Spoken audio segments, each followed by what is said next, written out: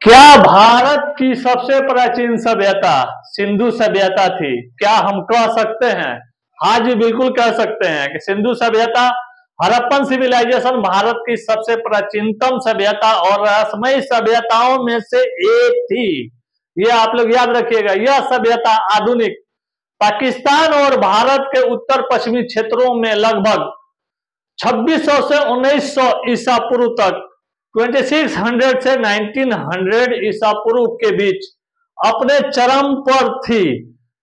लेकिन इसके कई रहस्य आज भी हमें देखने को मिलते हैं और इसके कई रहस्य आज भी हमें अनसुलझे लगते हैं। क्या यह बौद्धिक सभ्यता से जुड़ी हुई थी? हाँ, बौद्धिक सभ्यता से जुड़ी नहीं हुई थी, लेकिन बौद्धिक सभ्यता तक यह सभ्यता पहुंच चुकी थी। कैसे? आइए बताता हूं मैं आप लोगों को। लोग आर्य थे या द्रविड़ थे? यहाँ पे दो देखिए, दो कंसेप्चुअल क्वेश्चन आ रहा है। क्या द्रविड़ थे या आर्य थे? सिंधु सभ्यता भारत की सबसे प्राचीन सभ्यता थी। सिंधु घाटी सभ्यता से भारतीय उपमहाद्वीप की प्राचीनतम शहरीकरण की सभ्यता माना जाता है। क्यों? इसका प्रमुख बिंदु में क्या देखेंगे, क्यों माना जाता है? कि इसलिए कि यह सभ्यता 2500 ईसा पूर्व से उभर कर 1900 ईसा पूर्व तक फलती फूलती रही थी। और देखिए आप लोग, जब कोई सभ्यता फलती फूलती है और जब विकास होते चला जाता है तो सस्टेनेबल डेवलपमेंट से लेके, ग्लोबलाइजेशन से एरा लेके, वहां क्लाइमेट चेंजेस से लेके, वहां पोल्यूशन से लेके, वहां जलीय आपदा से लेके, वहां आपको जलीय संकट से लेके, जैसे पीने के पानी की कमी, पीने जल पे जल से कौन सा रोग होता है, सूखा से आप जोड़िए उसको, जहां सूखा पड़ जाता है, अकाल पड़ जाता है, जहां बाढ़ आ जाता है, और इसको फिर उदारीकरण से जोड़िए, लिबरलाइजेशन से, ग्लोबलाइजेशन से, सिविलाइजेशन से, इसका जो कल्चर है वहां से जोड़िए, संस्कृत से जोड़िए। आप लोग कितना कंटेंट चाहिए, कितना लिखिएगा? लिखिए लोग ना आप लोग। आइए, मैं आपको लोगों को बता रहा हूं कैसे लिख के आना है। सिलेक्शन नहीं होगा। कौन कह रहा है सिलेक्शन नहीं होगा? पढ़िए तो आप लोग।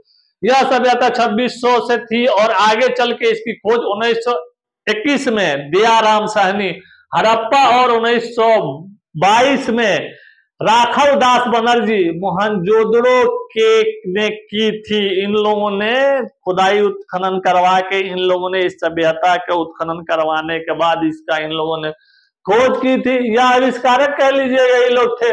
इस सभ्यता का विस्तार पाकिस्तान, भारत, गुजरात, हरियाणा, पंजाब, राजस्थान और अफगानिस्तान तक फैला हुआ था। नोट कीजिएगा लो ये पॉइंट आप लोग, ये बहुत इंपॉर्टेंट है। प्रमुख नगर क्या थे? हड़प्पा, मोहनजोदड़ो, राखीगढ़ी, धौलावीरा और कालीबंगा, लोथल, चंद्रमोदड़ो इत्यादि वगैरह ये सब सभ्यताएं शामिल थी। हालांकि 2023 में मेहरगढ़ 7000 ईसा पूर्व 2023 में जो अभी जो क्या हुआ है, और अल्प सभ्यताओं की जो खोज चल रही है, जो छोटे छोटे सभ्यताएं थी जो विलुप्त हो गई, उन्हीं की खोज चल रही है। और जिसमें सिंधु घाटी सभ्यता पहले ही भारतीय उपमहाद्वीप और कृषि बस्ती की परंपरा थी। जो कृषि जो था ना, कृषि बस्ती और परंपराओं पे आधारित ये क्या थी? एक सभ्यता थी। सबसे पुरानी सभ्यता, हाँ जी यही थी। सबसे पुरानी सभ्यता नहीं, क्योंकि यह पहले भी, इसके पहले खेती और गांवों का भी प्रमाण मिलता है, ऐसा वैज्ञानिकों का कहना है। लेकिन मेरा मानना है कि सबसे पुरानी सभ्यता यही सभ्यता थी। लेकिन वैज्ञानिकों का कहना है कि नहीं, इसके पहले और सभ्यताएं थी, और गांव थे और नगर थे, और इससे ज्यादा सुचारू ढंग से लोग अपना जीवन यापन करते थे। तो अब क्या देखेंगे? इसका संभावित तर्क थोड़ा देख लेते हैं। तर्क और वितर्क दोनों पे ही आधारित है मेरे दोस्त। अगर तर्क नहीं दीजिएगा तो आप वितर्क में रह जाइएगा, वितर्क नहीं दीजिएगा तो तर्क लगाते रह जाइएगा, फिर ऐसे ऐसे ऐसे ऐसे फिर काम कहानी खत्म। 1000 बार मेंस लिखिएगा लेकिन फिर भी सिलेक्शन नहीं होगा। सादा कागज पे लिख के दे रहा हूं। सिंधु घाटी है, ये देखते हैं फिर। सिंधु घाटी सभ्यता, मुद्राएं और वैदिक परंपराएं। एक सील या एक सींग वाला बैल यूनिकॉर्न बना, जिसके चलते विद्वान ऋग्वेद में वर्षित एक सिर्फ विशेष बैलों की जोड़ी से जो जोड़ते हैं। और क्या था, पशुपति शील को शिव या रुद्र से जोड़ा जाता है। वैदिक नदियां और हड़प्पा स्थल सिंधु घाटी सभ्यता के शहरों का फैलाव वैदिक सभ्यता के काल से ही हमें देखने को मिलता है। मतलब हम पढ़ते हैं to the study point now the Sindhu घाटी सभ्यता एंड वैदिक तेरा रेज में आके हम लोग ये पूरा डिस्क्रिप्शन इसका देख लेते हैं। और वैदिक ग्रंथों में वर्णित नदियों सिंधु, सरस्वती, रावित और सतलुज नदी का जो है ना हमें इसका ज्ञान मिलता है। और ये जो है ना, और ये किनारा था रावी नदी का, सतलुज का, ये क्या था, कौन था, सिंधु घाटी सभ्यता। वैदिक ग्रंथों में इसकी जो है ना हमें काफी जिक्र मिलता है, इसका वर्णित किया गया है, इसका वर्णन किया गया है। सरस्वती नदी के लुप्त होने के कारण यह सभ्यता भी खत्म हुई हो सकता है। और कितने लोग कहते हैं अकाल आने से सभ्यता खत्म हो गई, कितने लोग कहते हैं जलमग्न होने से सभ्यता खत्म हो गई, कितने विद्वानों का मानना है कि भूखमरी के चलते हो गई अकाल आने के कारण, कितने सभ्यताओं का कहना है कि पहले हैजा प्लेग बीमारी होती थी, उसके चलते ये सभ्यताओं का विनाश हो गया। और धार्मिक समानताएं देखते हैं, हड़प्पा के लोगों ने स्नान कुंड, मोहनजोदड़ो का महान स्नानागार और यज्ञ कुंड जैसी संरचनाएं बनाई थी। यह वैदिक यज्ञ परंपरा से मेल खाती है। भिन्नता में तर्क क्या देखेंगे, लिपि का भिन्न होना, सिंधु लिपि अब पढ़ी नहीं जा सकी जबकि वैदिक ग्रंथ संस्कृत में हैं। इसमें दोनों संस्कृतियों को जोड़ने में कठिनाई होती है। अश्व घोड़ा का अभाव, पहले जो था ना घोड़ा का नाम अश्व लिखा जाता था, अश्व को घोड़ा बोलते थे लोग, ठीक ना। और अश्व मतलब पर्शियन है ना, पहले पर्शियन ये एक तरह से वर्ड है, ये मान के चलिए आप लोग। इसमें दोनों अश्व मतलब, और इसमें दोनों संस्कृतियों को जोड़ने में कठिनाई हुई। और वैदिक सभ्यता में घोड़े का महत्वपूर्ण स्थान था, लेकिन हड़प्पा स्थलों में घोड़े की बहुत कम अवशेष मिले हैं, क्योंकि उनके नर कंकाल जो थे ना खुदाई हुई उस टाइम में नहीं मिले हैं। धातु और अस्त्र शस्त्र का अंतर क्या देखेंगे, सिंधु घाटी के लोग तांबे और कांसे के हथियारों का उपयोग करते थे, जबकि वैदिक काल में लोहे के औजारों का उपयोग किया जाता था। इसलिए किया जाता था कि लोहे का आविष्कार हो चुका था, इसलिए खेतों की कटाई, एग्रीकल्चर में जंगलों की कटाई, कृषि युग भूमि बनाने में, और क्या आप लोगों को जैसे कहीं पे कोई नगर सभ्यता, कोई बस्ती अगर बस्ती है, कोई अगर ग्रामीण का विकास होता है, नगर का उत्थान होता है, किसी सभ्यता का अगर विकास होता है कहीं पे, तो ये चीजें जो है ना कटाई छटाई बिनाई, जिस तरह उसको आज देखिए कहीं मॉल्स का निर्माण होता है तो जंगलों की सफाई कटाई होती है। वहां एक शहर का जो है ना धीरे धीरे रहते रहते लोग एक शहर का निर्माण हो जाता है और एक शहर का विकास होता है, और विकास होते होते वो एक मेट्रोपॉलिटन का रूप ले लेता है, एक महानगर का रूप ले लेता है। आप लोग यहाँ तक आ जाइएगा, ठीक ना।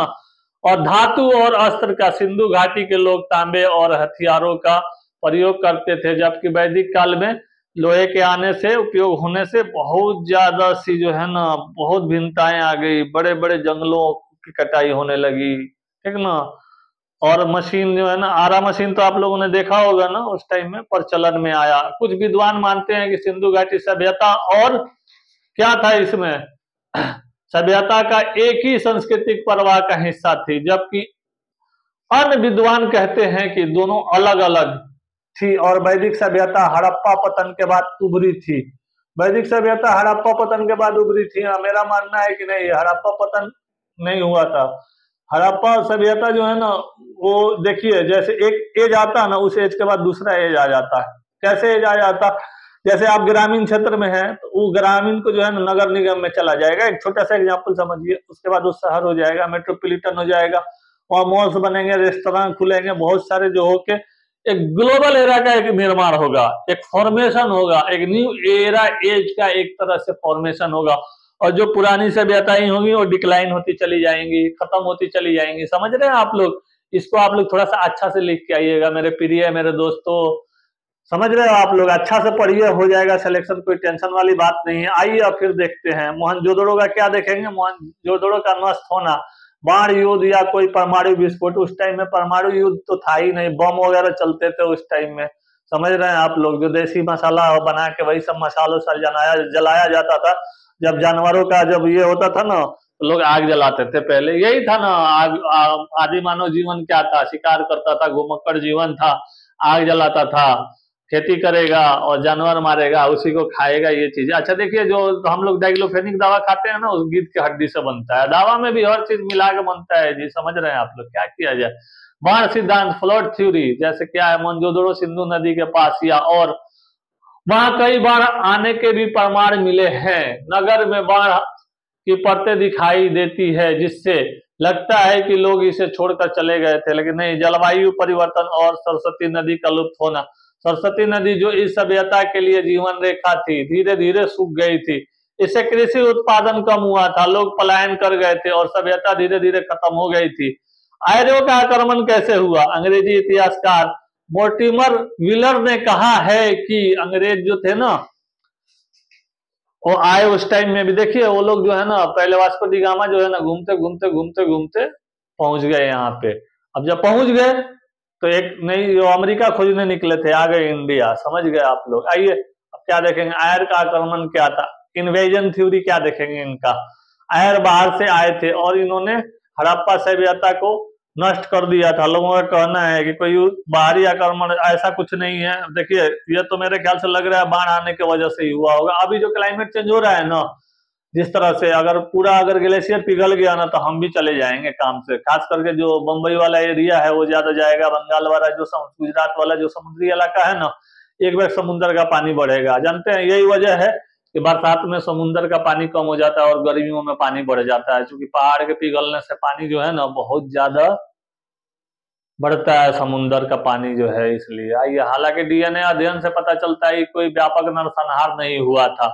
परमाणु विस्फोट सिद्धांत, न्यूक्लियर एक्सप्लोजन थ्योरी क्या है। कुछ शोधकर्ताओं का दावा है कि मोहनजोदड़ो से मिले कुछ कंकालों का उच्च रेडिएशन स्तर पाया गया है, जिससे परमाणु विस्फोट की संभावना जताई जाती है, लेकिन यह सिद्धांत वैज्ञानिक रूप से मान्य नहीं है। देखिए उस टाइम में जो आदमी घुमक्कड़ था, कोई क्या बोलते हैं आप लोगों को, कहीं पे कोई अस्थाई उनका रहने का, सहने का, ये क्या, तो इतना टेक्नोलॉजी विकसित नहीं होगी ना। अब इस टाइम में तो अंतरिक्ष में परमाणु बम रख दिया गया, रसिया ले जाके पूरा स्पेस में ही बैठा दिया, समझ रहे हैं, वहीं से विस्फोट होगा, पूरा काम हुआ पूरा एकदम।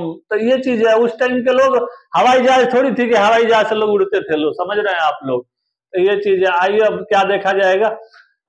देखिए कुछ शोधकर्ताओं का मानना है, हमारा नहीं करना है, कि मोहनजोदड़ो से मिले कुछ कंकालों से उच्च रेडिएशन का जो है ना पता चला है। और सबसे मान्य सिद्धांत क्या है, जलवायु परिवर्तन प्लस बाढ़ प्लस सामाजिक प्लस आर्थिक गिरावट को भी माना जाता है। ये सारे चीज हैं। क्या सिंधु घाटी के लोग द्रविड़ थे, आर्य थे? नहीं। कुछ सिद्धांत मानते हैं कि ये लोग हड़प्पा के लोग द्रविड़ थे, क्योंकि दक्षिण भारत में द्रविड़ भाषाएं अभी भी प्रचलित है और वहां के लोग है ना द्रविड़ भाषा पे चलते हैं। हम लोग जो है ना, हम लोग किस पे हैं आप लोगों को पता है? हम लोग द्रविड़ पे नहीं है, समझ रहे हैं। हम लोग जो है आपको, क्योंकि दक्षिण भारत के लोग द्रविड़ भाषाएं पे प्रचलित थी। और मोहनजोदड़ो क्या है, आप लोगों को सिंधु घाटी सभ्यता के बीच ये निरंतर दिखाई देती है और द्रविड़ भाषा का संकेत मिलता है। और जो ये लिपि जो थी ना, ये द्रविड़ भाषा में ही थी, समझ रहे हैं आप लोग, ये चीज है। और शोधकर्ताओं का मानना है कि हड़प्पा सभ्यता कुल संस्कृति पर परिवर्तित हुए, मिश्रित उत्पत्ति थ्योरी। आधुनिक डीएनए शोधकर्ता से लोग ये किसी नस्ल के नहीं थे, बल्कि ये मिश्रित वंशज थे। हम लोग द्रविड़ में जानते हैं, इधर के लोग नहीं है, यहाँ मिश्रित के लोग ये थे, समझ रहे हैं आप लोग। दो वजह से ये लोग थे, द्रविड़ थे और मिश्रित थे, तो इधर में मिश्रित माना जाता है। आप लोग याद रखिएगा इस चीज को। एक मिश्रित नस्ल थे जिन्होंने बाद में द्रविड़ और वैदिक दोनों संस्कृतियों को प्रभावित किया था। तो देखिए द्रविड़ में क्या है आप लोगों को, वहाँ साउथ में द्रविड़ बोली जाती है और इधर में जो है ना मिश्रित बोली जाएगी। आप लोगों को मिला जुला जो चीज है वो चीज होगा, यही चीज है। चलिए आप लोग भी कंफ्यूज मत होइएगा, ठीक ना। मोहनजोदड़ो का नाश जलवायु परिवर्तन, बाढ़ और सामाजिक गिरावट से हुआ था। हड़प्पा के लोग मिश्रित थे, न कि पूरी तरह आर्य, न पूरी तरह द्रविड़ थे। देखिए जो आर्य लोग थे ना, वो यहाँ उत्तर भारत से थे।